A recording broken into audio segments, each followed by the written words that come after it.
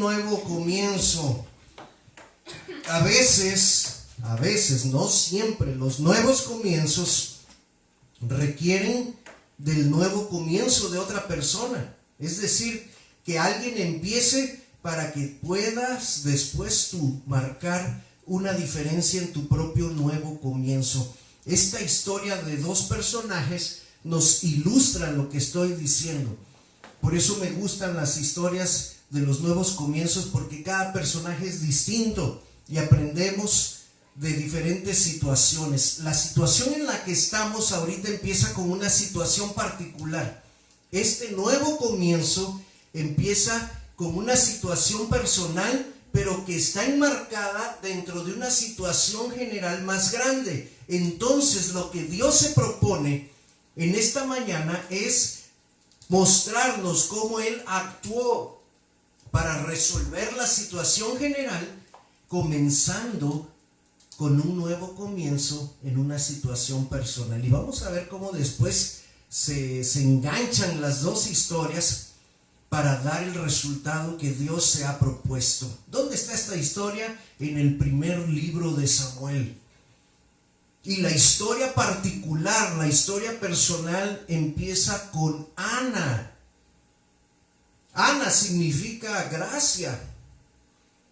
Y Dios mostró su gracia sobre la vida de esta mujer, que demostró ser una mujer también excepcional, como las otras mujeres que hemos estado viendo, revisando en las historias anteriores. Pero déjame contarte rápido la situación particular de Ana. Ana estaba casada con Elcana, y Elcana tenía a Ana, que era su esposa, pero también tenía otra esposa que se llamaba Penina. Y ya el nombre es, tan solo el puro nombre ya suena feo, ya suena chocante. Penina. Espero que no haya ninguna Penina escuchando hoy la transmisión, porque que me perdone, ¿verdad? Pero el nombre suena así como a menina. Y a mí en particular los felinos, especialmente los gatos, me caen muy mal. Entonces desde ahí ya le encuentro yo aversión a este personaje de Penina. Pero ahí la situación es la siguiente. Elcana tiene estas dos esposas, y de las dos esposas la que le ha dado hijos es Penina. Y Penina se aprovecha de eso para fastidiar a Ana. Ella sabe que al tener hijos, pues de alguna manera ante los ojos de la sociedad de su tiempo, es una mujer con más clase, una mujer con más valor, una mujer que tiene un futuro más promisorio, y quizás pudiera ser la consentida de su esposo. Pero ¿qué crees? La Biblia dice claramente que Ana era amada por Elcana. Cada vez que ellos subían al monte para ofrecer el sacrificio, que era parte del ritual de las fiestas anuales, a las cuales todo varón judío necesitaba ir con su familia para presentar su ofrenda, Elcana llevaba tanto a Ana como a Penina. Y dice allí en el capítulo 1 que al término del sacrificio, él repartía a Penina y a sus hijos la porción que les correspondía, como una bendición de parte de Elcana, como el jefe del hogar, les daba a cada uno su porción. Pero dice que Ana, como la amaba, y se entiende que la amaba más que a Penina, pues le daba una porción mayor, una porción especial, una parte que él escogía para entregársela a Ana de manera intencional, a propósito. Pero Ana no podía tener hijos, era estéril. Y Penina, dice ahí en el verso 6, su rival la irritaba, la hacía enojar a tal grado que la entristecía, porque esta mujer se burlaba de que año con año Ana no podía tener hijos. ¿Cuánto duró esta situación? No lo sé, pero dice el versículo 7 que Penina hacía esto cada año, por lo cual se entiende que fueron varios años en los cuales Penina estuvo fastidiando a Ana. Dice que esto provocaba que Ana llorara mucho porque se entristecía, y también que ayunara, que no comía ella de las ofrendas que presentaban como familia del sacrificio. Ana siempre se quedaba sin comer, pero quizás en una situación también de ayuno. No comía por la tristeza, no comía porque quizás no se sentía parte de esa reunión, pero aparte no comía porque estaba ayunando. Y el Cana trataba de consolarla, ¿verdad? Como todos los maridos, nos preocupa cuando nuestra esposa está llore y llore y llore y no deja de llorar. Y lo primero que decimos los maridos siempre es: ya no llores, por favor. Dime qué tienes, dime cómo puedo ayudarte. Y por más que el Cana se esforzaba, no podía quitar el llanto en el rostro de Ana. ¿Por qué lloras? ¿Por qué no comes? ¿Por qué está afligido tu corazón? ¿No te soy yo mejor que 10 hijos? Pues lo más seguro es que Ana le dijera: pues no. Pues no. Dios sabe cuál es mi corazón y Dios sabe cuál es mi petición. Quiero tener un hijo. Quiero tener un hijo. Y mientras no lo tenga, mientras esta mujer me lo esté recordando cada año que soy estéril, que no tengo el favor de Dios, etcétera, etcétera, voy a mantenerme triste. Pero fíjate, aquí es donde inicia el nuevo comienzo, en el versículo 9. Llegó el momento en el cual Ana dijo: basta ya, no más. No tengo por qué seguir soportando esta situación de manera pasiva, es decir, me la voy a pasar llorando toda la vida, me la voy a pasar recibiendo la parte escogida del Cana, soportando a esta fastidiosa mujer, a sus hijos, y yo aquí sin hacer nada. Basta ya. Por primera vez a Ana se le ocurrió tomar acción y dejó de tener una actitud pasiva para tomar una actitud activa. ¿Cuáles fueron las acciones de Ana para producir junto con Dios ese nuevo comienzo? Porque déjame decirte que detrás de estas acciones ahí estaba Dios impulsando a Ana. ¿Por qué? Porque recuerda que Dios tiene un plan todavía más grande para atacar no solo la situación personal de Ana, sino la situación general que estaba viviendo su pueblo. Número 1, Ana se levantó, dice el versículo 9. Se levantó, eso quiere decir, en otras palabras, que se despertó, que tomó conciencia de su situación y dijo: ya no más, no tengo por qué soportarlo. Se levanta. Y número 2, toma la decisión más sabia que podía tomar: se fue al templo. Porque se pudo haber levantado e irse a su casa, se pudo haber levantado e irse al monte, pero no, se levantó y se fue al templo. Y estando en el templo toma otras más buenas decisiones. La primera de ellas fue expresar abundantemente su dolor y sus emociones. Dice que Ana llegó hasta uno de esos pilares donde estaba ciertamente sentado el sacerdote en turno, que era Elí, y ella llegó ahí hasta el altar y con amargura de alma lloró abundantemente. No lloró poquito, lloró cada año, cada mes, cada semana, cada día en el cual ella había sido estéril. Lloró cada burla de Penina, lloró cada una de sus humillaciones. Es decir, ella se desahogó, se vació delante de Dios. Fíjense que cuando el Cana, su marido, le hizo todas las preguntas, a el Cana ella no le dijo nada. No lo mortificó en ese sentido, no le puso una carga a su marido que él no iba a poder resolverla. Mujer inteligente. Aprendan de eso, entre paréntesis, las esposas. Por eso Ana se levanta, se va al templo, expresa sus emociones, descarga con Dios, el único que la podía entender, todo lo que llevaba ella dentro. Y dice que esa era una plática con Dios llena de amargura. No está mal que vengamos delante de Dios y vaciemos todo el veneno de la amargura delante de Él. Dios tiene el antídoto para la amargura. ¿Qué otra acción hizo Ana? Oró. Oró, porque una cosa es venir delante de Dios y soltarle todo el veneno de la amargura y no orar. Ella, además de estar llorando y expresando sus emociones, hizo una oración. Y en esa oración ella le dijo claramente a Dios: Dios, si tú le concedes a tu sierva un hijo varón, yo lo dedicaré a ti todos los días de su vida y será un nazareo para ti. ¿Recuerdan los nazareos como Sansón?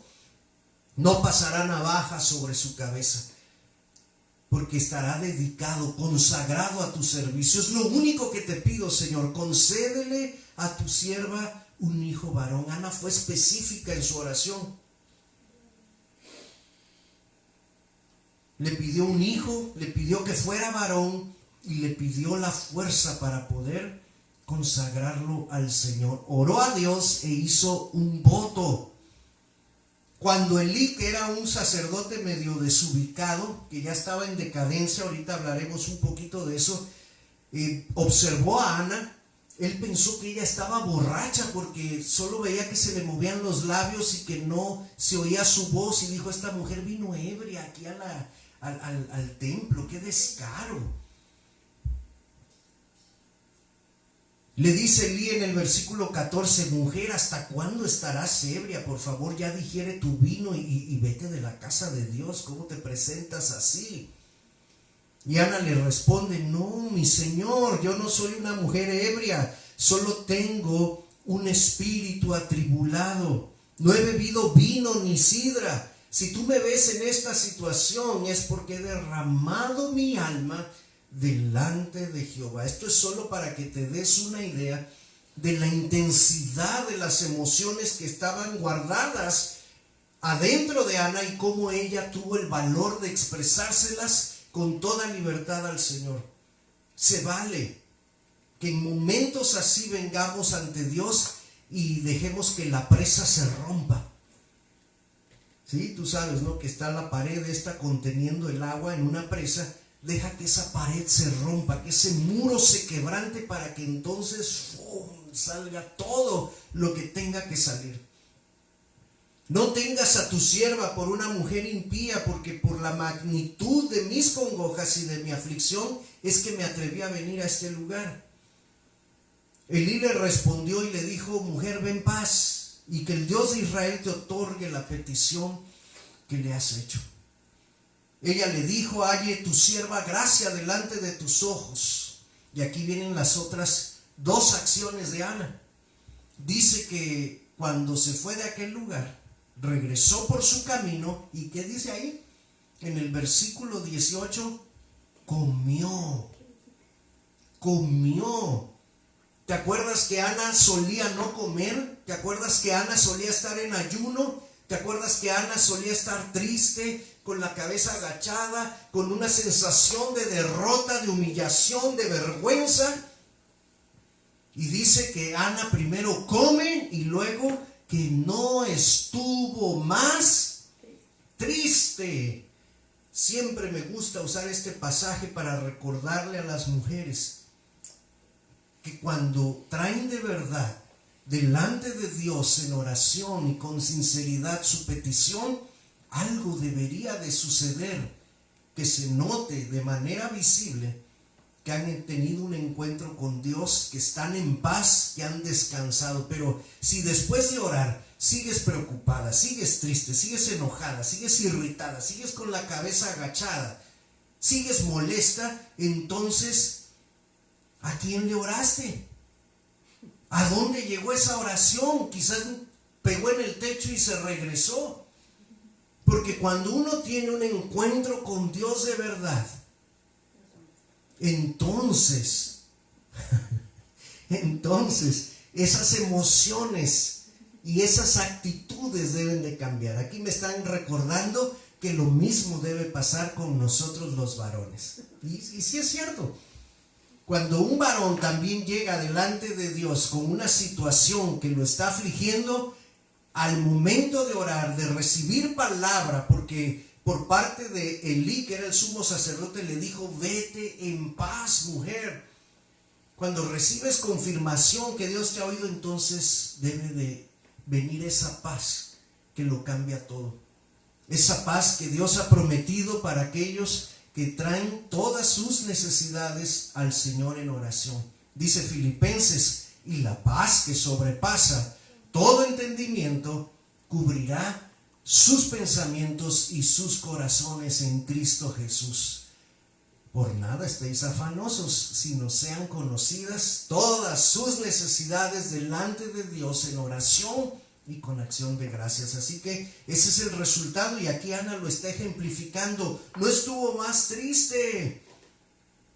Se levantaron, dice, de mañana al otro día y adoraron al Señor. Y adoraron al Señor. La actitud de Ana ha cambiado. El nuevo comienzo en la vida de esta mujer está convirtiéndose en una realidad. Y después de la adoración dice que se fueron a su casa, y el Cana notó el cambio. Ya no se veía tan triste, ya no se veía tan jorobada, ya no se veía tan decaída. Es más, se veía más bonita, más hermosa, más tranquila, más pacífica. Y dice que el Cana se acordó de su mujer. Bueno, no se acordó. Él se llegó a su mujer, tuvo relaciones con su mujer. El que se acordó fue Dios. ¿De qué se acordó Dios? De la oración que acababa de hacer Ana en el templo. De eso se acordó el Señor. Ella le había pedido a Dios un hijo varón, y ahora estaba el momento propicio para que pudiera darse la bendición de responder esa oración. El Cana tiene relaciones con su mujer Ana, y Dios se acuerda de la petición de la mujer, y dice en el versículo 20: al cumplirse el tiempo de haber concebido, Ana dio a luz un hijo y le puso por nombre Samuel, por cuanto se lo pedí a Jehová, y Jehová me escuchó. Samuel significa eso precisamente: Dios oye. Por eso le puso así. Dios le concedió a Ana su petición, le concedió a Samuel. ¿Y qué crees? Una vez que Samuel nació, Ana cumplió con su promesa, con su voto. ¿Te acuerdas cuál era la promesa que ella había hecho? Lo voy a dedicar a ti, Señor. Solo quiero ese hijo para dedicarlo a ti. ¿Qué clase de mujer hace una petición así? La mayor necesidad de Ana era un hijo, y quizás cualquier otra mujer habría dicho: Señor, concédeme un hijo para poder ir cada año a ofrecer el sacrificio delante de ti y restregarle en la cara a Penina que ya tengo un hijo. Quiero que me des un hijo para que entonces el Cana me herede a mí todo y a mi hijo, porque es a mí a la que ama. Cualquier otra mujer habría orado así. ¿Y sabes qué? Quizás nunca habría llegado Samuel, porque eso era una oración codiciosa, egoísta, mal hecha. Era una oración insensata. Pero Dios, que conocía el corazón de Ana, se dio cuenta que esta mujer era sincera, y esta mujer es, yo digo, excepcional, porque pide un hijo para devolvérselo a Dios. Quiero que él sea un siervo tuyo, y mi mayor gozo, Señor, será que ese hijo que tú me diste te sirva a ti. Wow. Ana cumplió con su voto, y no solo cumplió el voto y le dijo, se presentó ante Elí, le dijo: ahí está, le entrego a mi hijo, y empieza a llorar amargamente porque ya se me va mi chamaco otra vez. No, ella fue contenta hasta la presencia del viejo sacerdote y le dijo: aquí está, mire, ¿Se acuerda que yo era la mujer aquella que usted vio orando en el altar? Aquí está la respuesta. Yo le pedí a Dios un hijo y ahora con gusto lo traigo porque yo le prometí a Dios que este hijo se lo dedicaría a él. Por favor, acéptelo. Esta es mi ofrenda de gratitud ante la respuesta de Dios. ¿Te das cuenta del nuevo comienzo? De una mujer amargada, de una mujer afligida, de una mujer acongojada. Ahora vemos a una mujer contenta, radiante, feliz.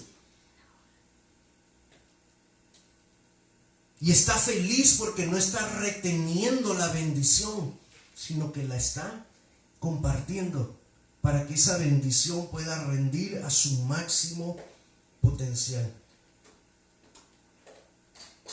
Cuando Ana entregó a Samuel, Samuel era un pequeñito. Así que quizás solo estuvo 2 o 3 años mientras lo criaba Ana. Pero a esa corta edad ella lo llevó al templo y allí lo dejó a cargo de Elí. Por este niño oraba y Jehová me dio lo que le pedí. Ahora yo lo dedico a Jehová y todos los días que viva este niño será de Jehová. Y aquí viene la última acción de Ana. ¿Qué hizo? Adoró. Y ahí esa adoración incluye un cántico que tú puedes ver en el capítulo 2, del versículo 1 al 10. ¡Qué bendición! ¡Qué gozo ver un nuevo comienzo de manera personal! Que ese nuevo comienzo va a dar pie a un nuevo comienzo que va a resetear la historia del pueblo de Israel en ese momento. Todo empezó con Ana, pero continuó con Samuel. Elcana se volvió a su casa. ¿Y qué pasó con Samuelito? Él se quedó en el templo. Y sabes, desde pequeñito Samuel se le pegó a Elí y empezó a servir al Señor. Vamos a ver ahora dónde entra el contexto de la situación que estaba viviendo el pueblo de Israel. Con Sansón terminó la época de los jueces, los 13 jueces. Y tan pronto como terminó Sansón, se hizo un desbarajuste en Israel. Cada quien hacía lo que bien le venía en gana. Ya no hubo jueces, no había reyes, todavía no llegamos a la época de los reyes. Ya no había patriarcas, ya se había acabado la época de Abraham, de Isaac, de Jacob. Ya no había líderes como Josué, como Moisés, como José. El pueblo se quedó, ahora sí que como ovejas sin pastor. ¿Y qué crees que hacen las ovejas cuando no hay pastor, cuando no hay líder? ¿Qué crees que hacen? Las ternuritas empiezan a hacer de las suyas, empiezan a hacer lo que cada quien le viene en gana. Así que tú vas a encontrar al final del libro de Jueces la historia de Micaías, un sacerdote corrupto, de un levita que descuartiza a su concubina, y bueno, una serie de desastres terribles. Y luego vas a encontrar que llegamos a esta parte del libro de Samuel, donde un sacerdote es todo lo que quedaba, el sumo sacerdote, como el gran líder para dirigir al pueblo. Y este sumo sacerdote en turno era Elí. Pero Elí tenía unos hijos que le ayudaban en el sacerdocio que eran terribles, malvados. Ofni y Fines se encargaban de recoger las ofrendas que el pueblo traía para la adoración a Dios, y estos corrompían las ofrendas, menospreciaban las ofrendas, no tenían ningún respeto por la presencia de Dios ni por su templo, se acostaban con mujeres allí adentro del templo, y estos tipos eran una cosa pavorosa. Eran la vergüenza de Israel. Y todo el mundo sabía que ellos eran corruptos, y la gente pues ya se había acostumbrado a la corrupción, tanto que ya le entraban también. A ellos les convenía, porque ellos llevaban un pedazo de la vaca, quizás de la res o del cabrito, de lo que iban al sacrificio, y a lo mejor no reunía las especificaciones de Dios, pero Ofni y Finis decían: bueno, mira, nada más déjame a mí la pierna, el muslo, y con eso ya están perdonados tus pecados. ¿En serio? Eso no es lo que dice Dios. No te importa lo que diga Dios, y aquí el sacerdote soy yo, y si yo digo que estás perdonado, estás perdonado. Tú vete a tu casa en paz, solo dame esta parte de la carnita. Y tú olvídate. Pues a la gente le convenía eso. ¿A quién le dan pan que llore? Si mis pecados quedaban perdonados con cualquier tipo de animal, pues que sigan Ofni y Fines como sacerdotes. ¿Y sabes qué pasaba? Que de alguna manera Elí, el papá de ellos, era cómplice.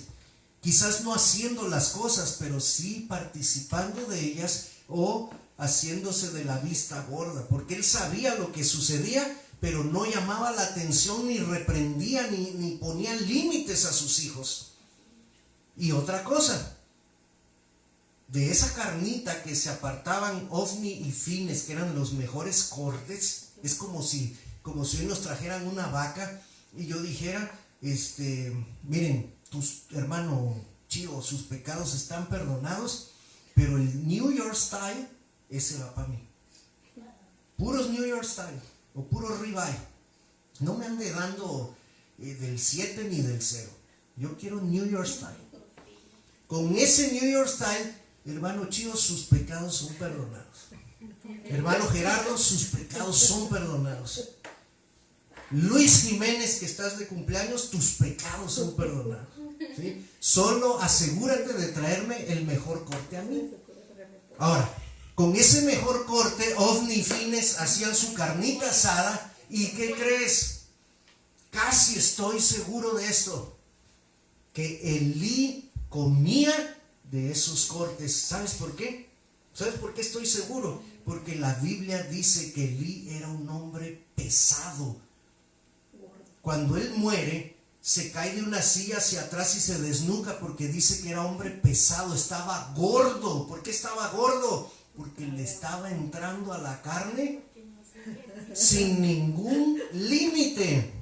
Bueno, la historia no es sobre Elí ni sobre Ofni y Fines, solo quiero que veas el contexto.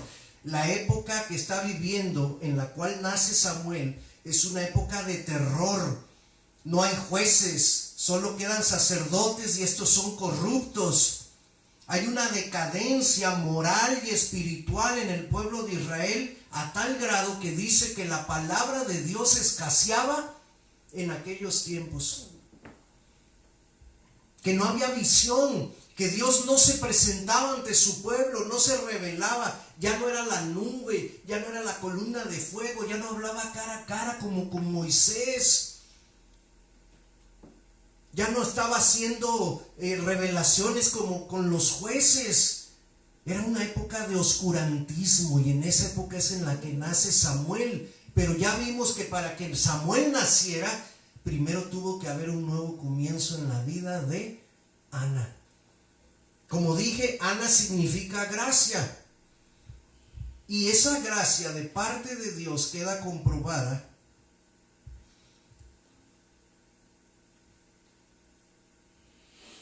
ya no voy a encontrar el pasaje. A ver. Quiero que recuerdes algo maravilloso que Dios hizo. Dios le muestra a Ana su gracia, dándole más hijos. Eso debe de estar en el capítulo 2. No apunté el versículo, a ver si ahorita me ayudan a encontrarlo.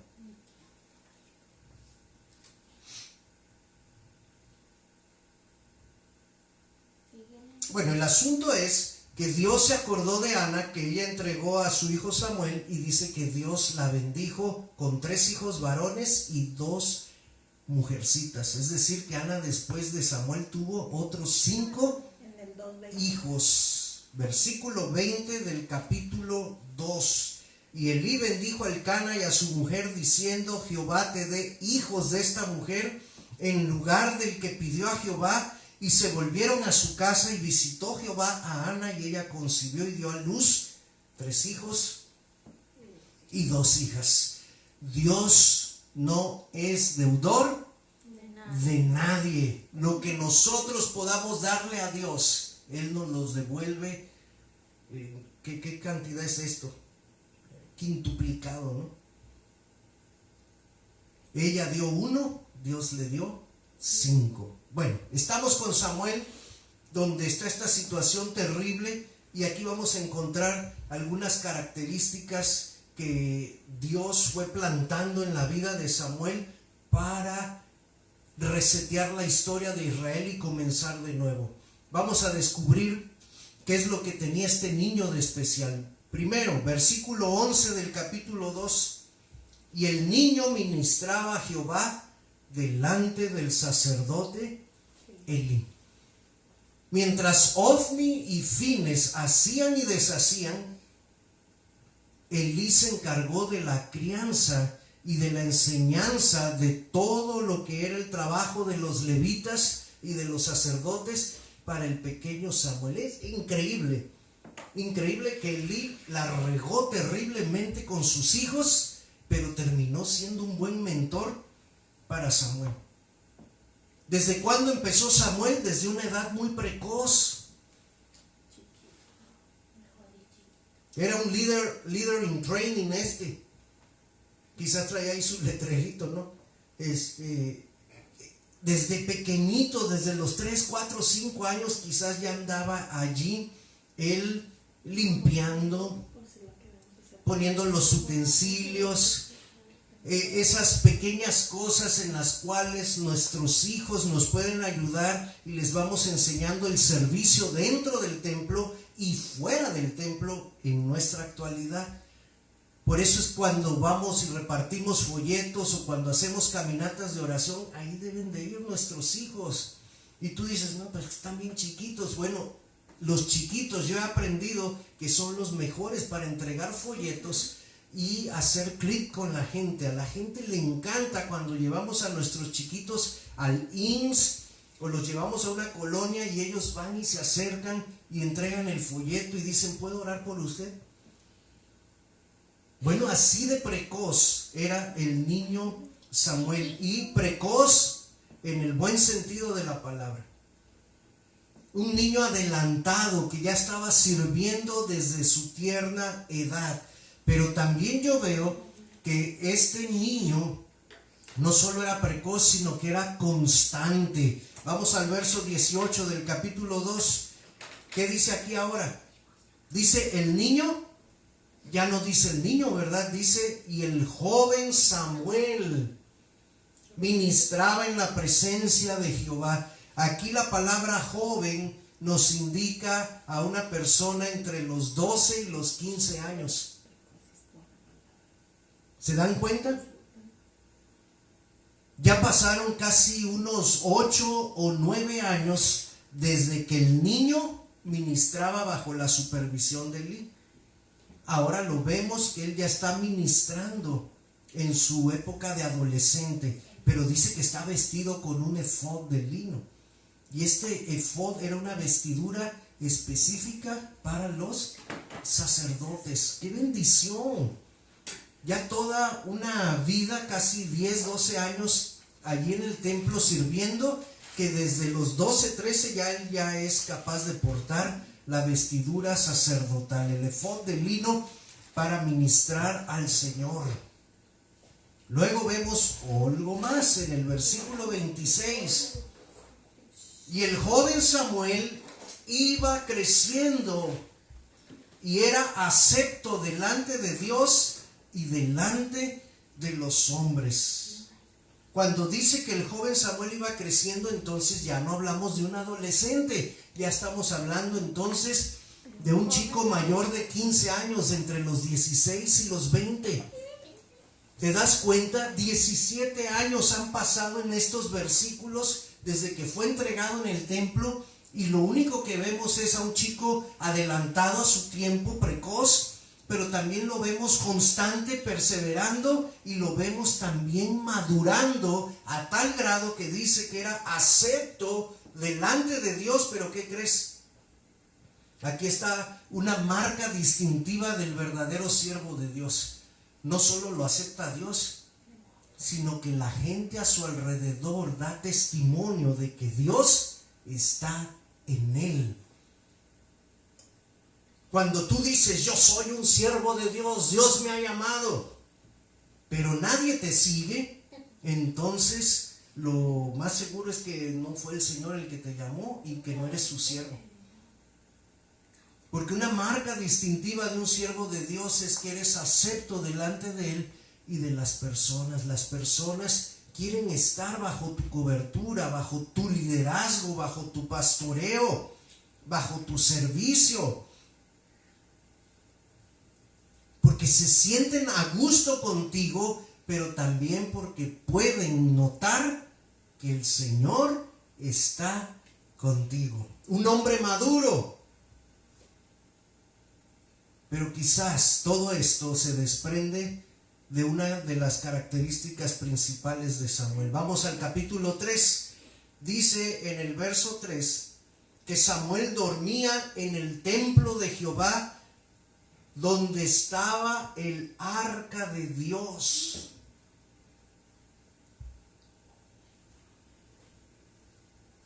Dice en el verso 2, el que antecede a este, que Elí dormía, que estaba acostado en su aposento. Ahí en el templo había aposentos para los sacerdotes y los levitas. Y quizás ahí había una recámara destinada y designada a Samuel. Pero Samuel se jaló su colchoncito y dijo, yo quiero más. Yo no quiero dormir lejos de donde está la presencia de Dios. Yo no quiero la comodidad de un cuarto para mí. Cuando habito en la casa de Dios, quiero estar donde Dios está. Así que Samuel se llevaba su colchón y lo tendía allí cerca de donde estaba el arca de Dios. Y aquí es donde empieza el nuevo comienzo para Israel, la reseteada de la historia. Cuando Dios buscó entre su pueblo a alguien a quien Él pudiera otra vez revelarse, a quien Él pudiera hablarle, a quien Él pudiera llamarlo, con el cual pudiera restaurar la relación con su pueblo, ¿a quién crees que buscó? ¿A quién crees que llamó? Al que estaba más cerca. ¿Y quién era el que estaba más cerca? El joven Samuel. Todavía siendo un joven, porque así dice el verso 1 del capítulo 3, que Samuel ministraba al Señor bajo la supervisión de Elí. Aunque la palabra de Dios escaseaba en esos días, el Señor decidió llamar a Samuel. Conoces la historia, ¿verdad? Porque desde chiquitos nos la cuentan, que el Señor llamó 3 ocasiones a Samuel y Samuel creía que era Elí el que le llamaba. Samuel, Samuel. Y Samuel respondía, heme aquí. Y entonces dirigiéndose al cuarto de Elí le dijo, heme aquí, Señor, ¿para qué me llamaste? Y Elí le dijo, yo no te he llamado. Vuelve, acuéstate. Él se vuelve y se acuesta y Jehová lo vuelve a llamar otra vez y le dice, Samuel. Y Samuel va otra vez con Elí. Le dice, aquí estoy, ¿para qué me has llamado? Y Elí le dice, hijo mío, yo no te he llamado, vuélvete a acostar. Samuel aún no reconocía que esa era la voz de Dios, porque ni la palabra de Jehová le había sido revelada, dice el verso 7. Pero cuando el Señor llamó por tercera ocasión, una vez más, él va con Elí y le dice, aquí estoy. Y al que sí se le ocurrió fue a Elí. Elí entendió que no era él, ni que era una imaginación de Samuel, sino que era Dios mismo el que lo estaba llamando. Por lo tanto, Elí le dice a Samuel en esta tercera ocasión, ve otra vez, acuéstate, y si vuelves a escuchar esa voz, lo que responderás es lo siguiente, habla, Señor, porque tu siervo oye. Y sucedió por cuarta ocasión. Jehová llamó una vez más a Samuel, y Samuel esta vez dijo, habla, Señor, porque tu siervo oye. Qué interesante, ¿no? La mamá le puso Samuel porque Dios lo había la había escuchado. Y ahora Samuel responde a Dios, habla, que soy yo el que te oye. Un doble juego de palabras allí con el nombre de Samuel, haciendo alusión a Dios y haciendo alusión ahora a Samuel mismo, que está listo para escuchar las instrucciones de Dios por primera vez. 17 años por lo menos sirviendo al Señor, trapeando, barriendo, limpiando, acomodando, organizando, preparando, apagando el fuego, sacando las tripas de los sacrificios, sirviéndole quizás al mismo Elí, comiendo en la casa de Dios, durmiendo cerca de su presencia. Y después de todo ese tiempo, entonces el Señor dice, aquí está, el próximo con el que voy a comenzar es Él. Él es el que está más cerca, el que está más interesado en mis cosas.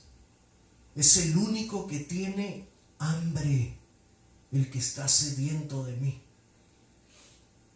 Esa fue quizás la característica más importante de los primeros años de Samuel. Estaba hambriento, sediento de Dios. No solo fue precoz, no solo fue constante, no solo fue maduro.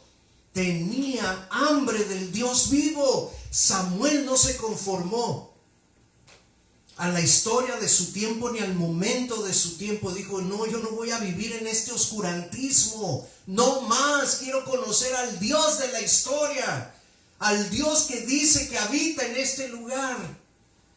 ¿A quién se parece el pequeño Samuel? ¿Quién más dijo, no más, ya no tengo por qué soportar esto? Algún gen femenino andaba por ahí haciendo de las suyas, ¿verdad? Algo le sacó a su mamá, algo le aprendió a su mamá. Y el mismo Dios que guió a Ana es el mismo Dios que está guiando y llamando ahora a Samuel. Dios le da instrucciones, le dice lo que va a pasar, le dice que está hastiado de ver la situación a la cual Elí con su liderazgo ha llevado a la nación. Lo voy a remover, lo voy a quitar. Imagínate cuando Samuel está oyendo esa palabra, su mentor.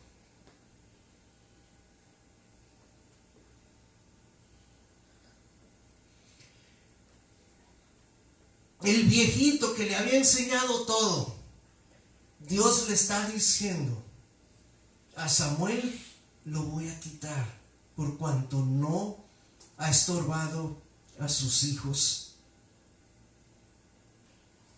Elí manda a llamar a Samuel y le dice, ¿volviste a escuchar la voz? Sí. ¿Qué te dijo? ¿Te imaginas? ¿Qué es la palabra que te habló? No me la encubras, le dice Elí. Así te haga Dios y aún te añada, si me encubrieres palabra de todo lo que habló contigo. Y en el verso 18 del capítulo 3, Samuel dice que se lo contó todo, no le encubrió nada. Y Elí dijo, el Señor es, que Él haga lo que bien le parezca. Y allí, ese es, digamos, el epílogo o el epitafio del liderazgo de Elí. Sí, el Señor hizo lo que creyó más correcto, lo que era más justo, lo que era mejor. Remover a Elí, a sus hijos del sacerdocio. Y la removida no fue nada más de que firmen su renuncia. La removida fue de que murieron. Y los tres murieron el mismo día. Esa es otra historia.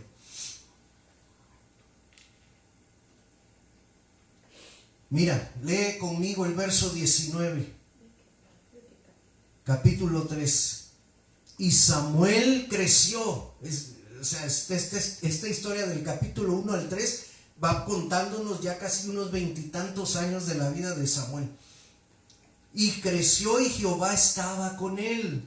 Y no dejó caer a tierra ninguna. ¿De qué dice allí?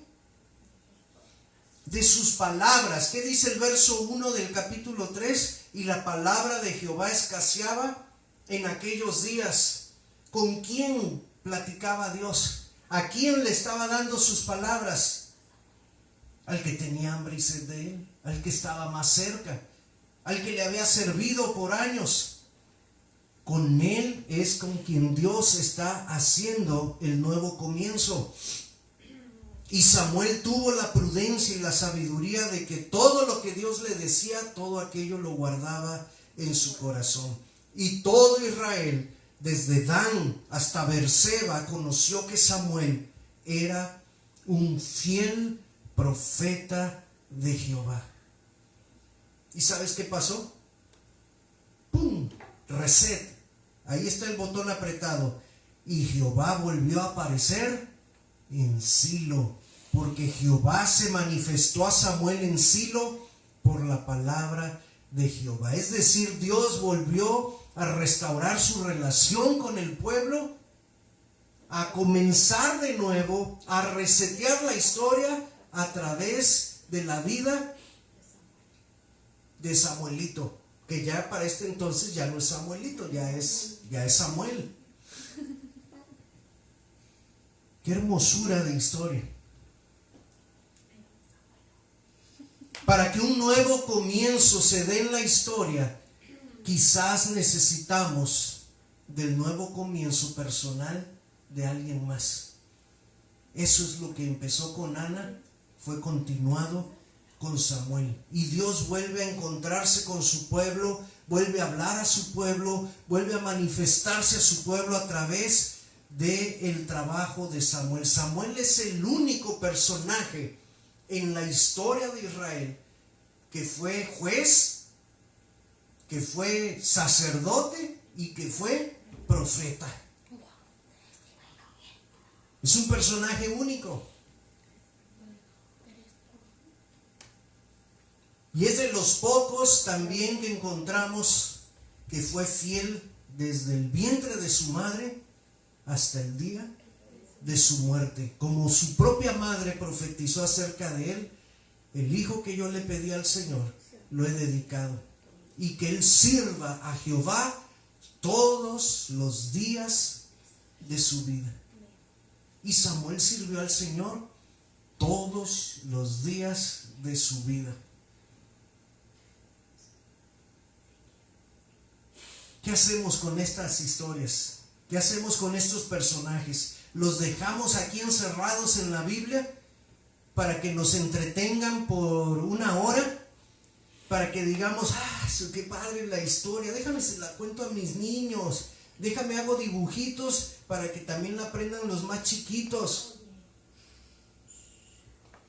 Déjame compongo una canción con el cántico de Ana. Estas historias que están aquí son para animarnos a nosotros a seguir sus huellas, a imitar sus pasos, a continuar la senda que Dios hizo con ellos, la pueda hacer también con nosotros mismos.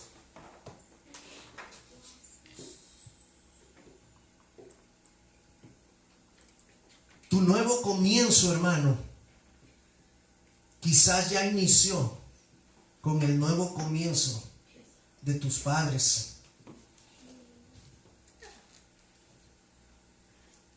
Investiga la historia familiar. Pregúntale a tus padres, tú que eres un joven. Dile: papá, ¿quién eras tú antes de Cristo? ¿Cómo fue tu nuevo comienzo?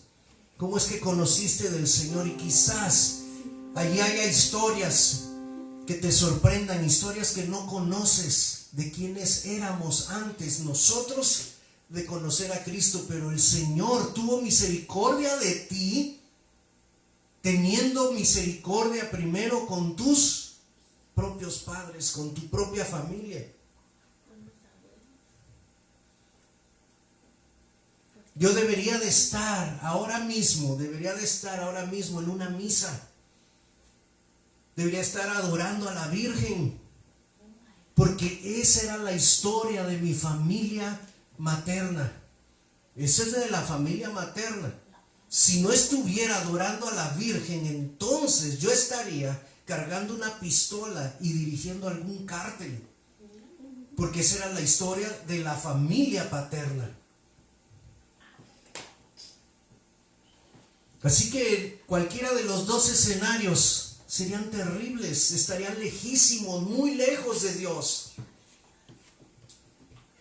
Si yo estoy aquí ahora es porque Dios tuvo misericordia de mí, mostrándole misericordia a mi familia, a mis ancestros, a los que me precedieron. Y no solo estoy hablando de mi papá y de mi mamá, estoy hablando de mis abuelos y bisabuelos que fueron alcanzados por el Señor por su misericordia. Mi bisabuela era una devota de la Virgen. Era todo lo que ella conocía. No tengo referencia de mis bisabuelos paternos, pero sí de mi abuelo. Y era terrible, eran terribles los lagunes. Su historia es una historia oscura. Pero el Señor les alcanzó.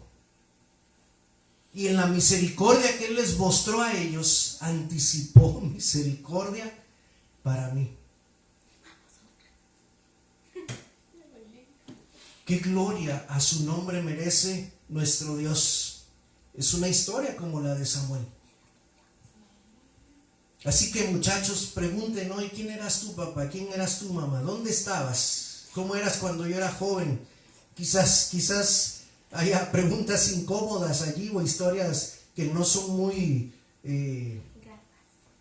agradables de contar. No hay mucho orgullo que mostrar allí. Quizás hay algo de vergüenza, pero el Señor limpió aquello para darte a ti un nuevo comienzo. Tú eres bendecido hoy porque estás creciendo en un hogar diferente, con personas diferentes, para que ese nuevo comienzo que empezó con ellos continúe contigo. Dios, te damos gracias por la historia de Ana y de Samuel. Gracias porque sigues siendo el Dios que muestra gracia, como es el nombre de Ana, y el Dios que escucha, como es el nombre de Samuel. Aquí estamos, Señor. También queremos que el nuevo comienzo continúe con mi vida, con la de mis hijos y los hijos de mis hijos. Gracias por mostrarnos estas historias y de cómo tú obras en la vida de cada personaje de manera personal, de manera particular, pero con un propósito más grande que solamente bendecir la vida de esa persona.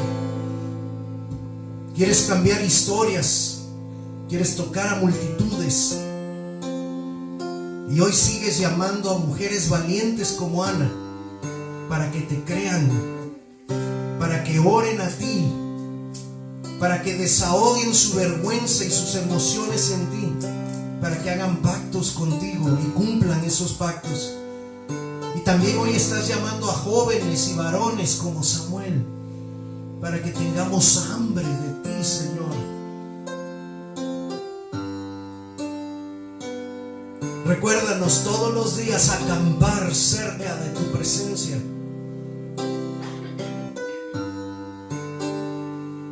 Porque tú le hablas a aquellos que están cerca de ti. Gracias, Dios, por tu palabra, en el nombre de Jesús.